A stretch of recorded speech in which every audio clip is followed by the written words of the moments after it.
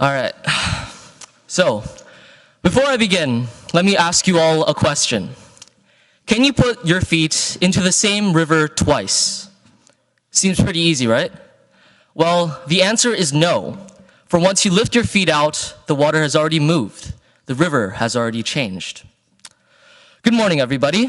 To those who don't know me, my name is Sterling Wu, otherwise known as George, Dr. Wu, Beak Shack, or simply as so tall, since the first thing many of you said to me was, "Wow, you're so tall." Today, I'll be talking to you about change and how it has affected my life. In my 14 years, I've experienced many changes as my schooling changed from country to country, city to city. From a very early age, I was exposed to a completely new environment. I first moved from Toronto, where I was born, to my mother's hometown, Dalian, a city in the north of China, when I was just 4.5 years old. Since I only spoke a few words of Mandarin, I barely understood anything. During the first few months, I remember the teachers using a lot of hand gestures to make me understand what they were saying. Even though my classmates and I couldn't understand each other, we still got along, and I made friends with them. Gradually, I joined them in conversation, and after 2 years, I could hold full-out conversations with them. I was finally starting to get used to it, but then, suddenly, I had to move. I started first grade in an American school called Dalian American International School. It was basically the opposite of what I had been accustomed to. Now, I barely understood English. But with the help of a fantastic teacher, I managed to get used to it. Can you guess what happened next? Yeah, I moved again, after just 1 year, this time back to Canada. The two things that scared me the most were, not surprisingly, the weather, and the rumors of polar bears roaming around on the streets. The weather was even worse than expected. My mother likes to say that the weather in Canada is winter, winter, and almost winter. During our first winter here, we had more miles on our snowblower than on our car. Yet, unlike my mother, I quickly fell in love with the snow here. I skated and skied almost all winter while my mother was at home, covered under their blankets and drinking tea. In addition, because of being in an international school, there wasn't really any difficulty for me to adjust. There were still times where I missed my Chinese friends, but I quickly made new ones and I had a lot of fun with them. But this couldn't last, and I had to leave the snowy paradise once again after 3 years. This time, I moved to Shenzhen, a city in the south of China near Hong Kong. Shenzhen is considered to be the San Francisco of China, and it's completely different from Canada. Instead of winter, winter, and almost winter, we had summer, summer, and almost summer. I will never forget stepping out the doors of the airport only to be met by the humid air, busy traffic, and the web of tall buildings all around the city. I remember falling immediately in love with it. It felt so alive. Everybody around me was so filled with life and energy. During my time there, I went to an international school called QSI. Almost everybody who went there was just like me, somebody with an Asian background who spoke English. It was at this school where I made very good friends, discovered my love for tech by building a computer, participated in my first school play, and so much more. I remember going to the tech markets with my friends, hanging out in the malls, and enjoying movies in the big theaters there.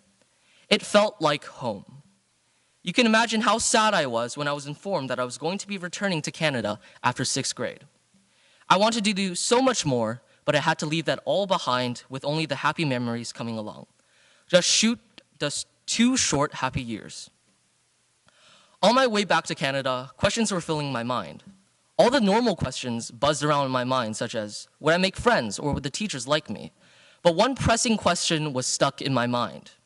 Could I be as happy as I was back in Shenzhen? It certainly did not seem so.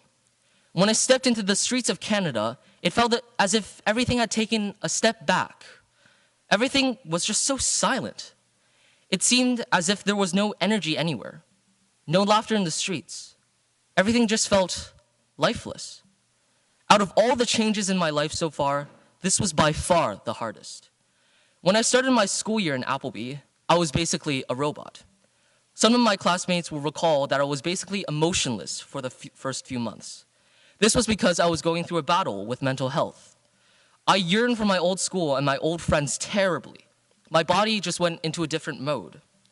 I felt so sad and lonely every single day.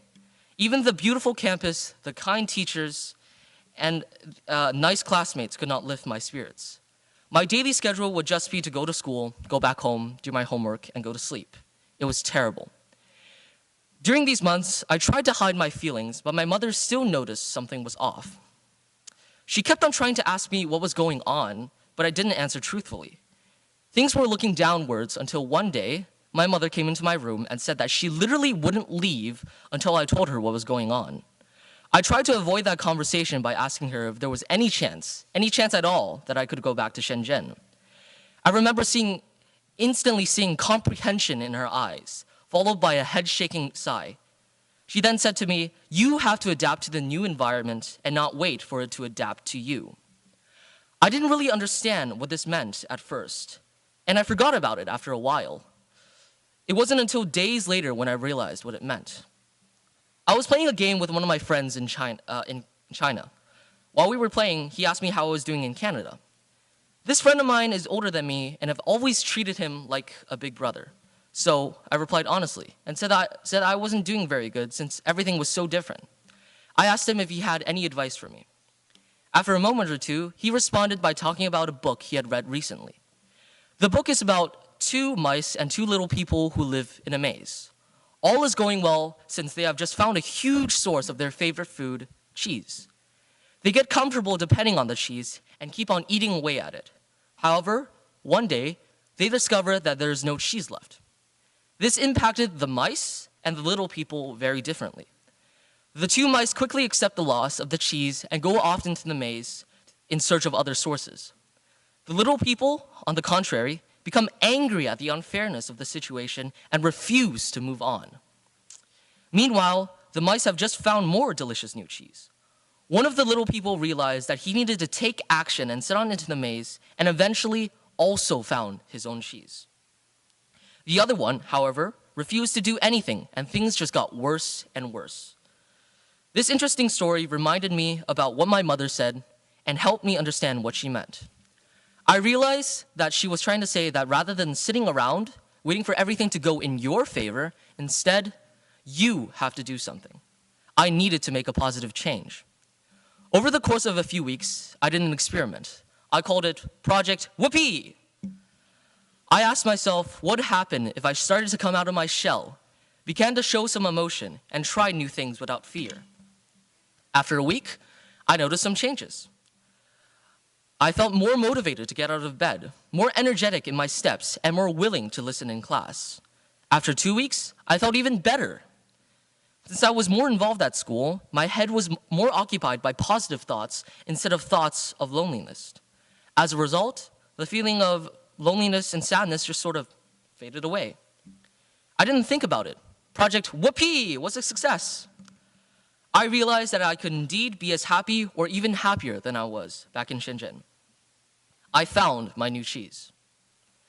Heraclitus once said, "The only thing that is constant is change." We have no choice. It's not easy to deal with. We're afraid of change because it makes us insecure and lose control. Many of you in here may be experiencing something similar. You might be new to this school or are just going through a big change in general. Still, whether that change is good or bad, big or small, we must learn to face it, adapt to it, and take action to make our lives better. Change will push us further, make us stronger, and stimulate our potential. I know that us middle schoolers have high school just around the corner. For the S2s, well, I'm only an M2, so I don't know that much. What I do know is that you guys are going to university in just a matter of months. However, just remember that this is just one of the many changes that are yet to come. We will all need to make our way through the maze to find new cheese. Whatever challenges you face during the journey, it will all be worth it in the end. A bird forever staying in its cozy nest will never know the beauty of the outside world. Even though it is frightening and uncontrollable, change is inevitable, except from vending machines. Now, would you please rise and sing hymn number 662 with me? Thank you.